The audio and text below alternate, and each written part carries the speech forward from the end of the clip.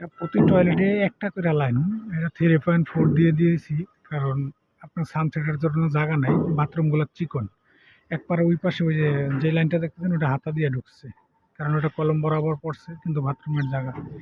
এর পরের ডাক কিচেনের জন্য ওই যে একটা টি সাইডে দিছি, কারণ টিও সরাসরি ঢুকে নেই, ওটা দিয়ে 3-4 গ্যাস লাইন উঠবো। এরপর একটা পাকের ঘরে সরি টয়লেটের ডোরটি দেওয়া দেখতেছেন,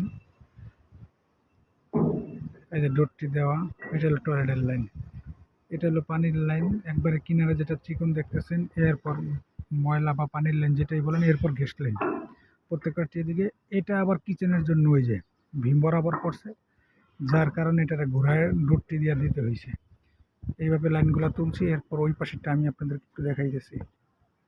এই যে এখানে কিন্তু 2টা 4 ইঞ্চি লাইন, 2টা 4 ইঞ্চি লাইন। এখানে কিন্তু টয়লেট দুইটা, এই যে সানসেট দুইটা দেখতেছেন, 2টা টয়লেট 2টা সানসেট।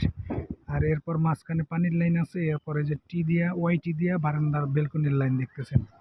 তবে একটা জিনিস খেয়াল করবেন, 2টা করে ওয়াইটি, একটা হলো এসির আউটলাইনের জন্য দেওয়া হয়েছে, আর উপরেরটা বেলকনির জন্য। এ হলো বাহিরের লাইন। মোটামুটি কীরকম হলো অবশ্যই জানাবেন।